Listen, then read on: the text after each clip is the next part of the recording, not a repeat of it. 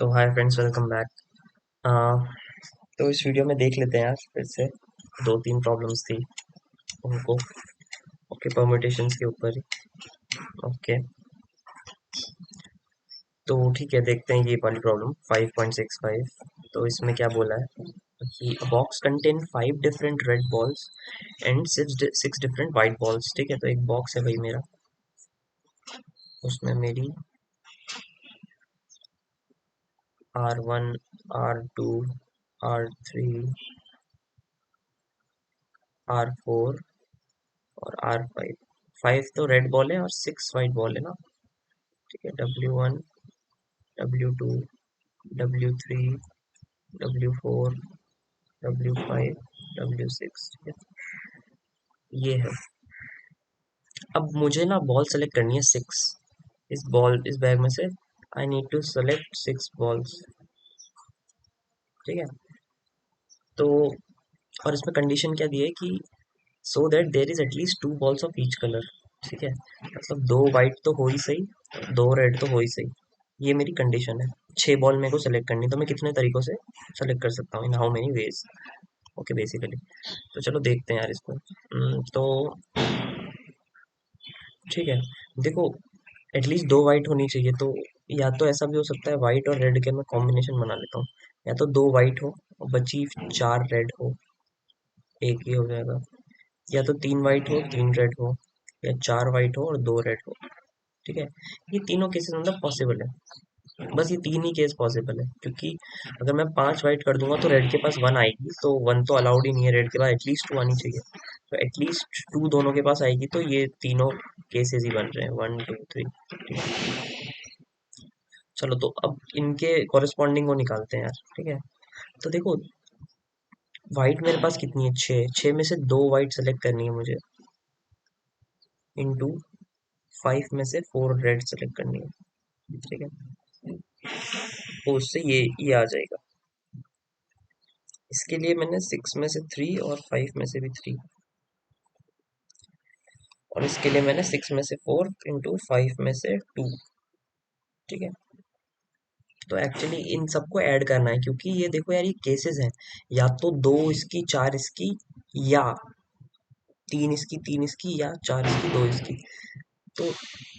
तो बेसिकली 1 + 2 + 3 ये मेरे को फाइनल आंसर देगा। ठीक है, तो देख लेंगे यार इसका आंसर क्या आएगा। Just a second.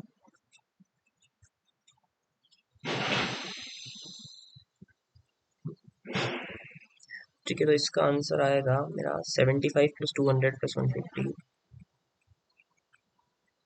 एक बार आप कैलकुलेट कर लेना, तो ये आएगा 425। ठीक है, तो 425 डिफरेंट तरीके हो सकते हैं इसको सेलेक्ट करने के। ठीक है, देखो कैसे किया यार। सबसे पहले बस आपको एक कंडीशन लिख लो, ये नेसेसरी कंडीशन है ये। ठीक है, जो आपको करनी ही है अकॉर्डिंग टू क्वेश्चन। ठीक है, मतलब 2 वाइट एटलीस्ट होनी चाहिए, 2 रेड एटलीस्ट होनी चाहिए। तो उस हिसाब से केसेस बना लिए कि अगर 2 वाइट है तो बची 4 रेड होगी, 3 वाइट है तो 3 रेड होगी। ये भी अलाउड है, ये भी अलाउड है, ये भी अलाउड है। 5 वाइट 2, ये अलाउड नहीं होगा। 2 वाइट 5 रेड, ये भी अलाउड नहीं होगा। क्यों? सॉरी, एक, क्योंकि टोटल तो 6 ही बॉल है, तो इनका सम तो 6 होना चाहिए ना। पर उसने बोला एटलीस्ट 2 2 होनी चाहिए दोनों। ठीक है, तो आई होप आपको समझ में आया प्रॉब्लम। एक और देख लेते हैं यार। ठीक है, तो मैं थोड़ा स्क्रीन बड़ी कर लेता हूँ क्वेश्चन के आंसर। हाँ, ठीक है, तो in a conference 6 speakers are present. ठीक है, देखो एक कॉन्फ्रेंस है, उसमें 6 स्पीकर्स हैं, सॉरी 10 स्पीकर्स हैं, सॉरी। तो S1 S2 up to S10। ठीक है, अब इसने क्या बोला है कि if S1 wants to speak before S2, मतलब जो मेरा S1 है वो S2 से पहले रहेगा। ठीक है, और क्या बोला है इसने, and S2 want to speak after S3। ठीक है, और S2 जो है वो S3 के बाद रहेगा। तो भाई मेरा S3 या तो यहाँ भी हो सकता है, या फिर मेरा S3 यहाँ भी हो सकता है। तो ये दोनों सिचुएशन बन रही है। ठीक है, इसके बीच में भी कुछ हो सकते हैं, बट S1 S2 S3 का ऑर्डर ये होगा। ठीक है, ओके। तो क्या बोला, then find the number of ways जिसमें all the 10 speaker can give their speeches with the above restriction if the remaining 7 speakers have no objection. ठीक है यार। ओके, देखो देखो कैसे करेंगे इसको।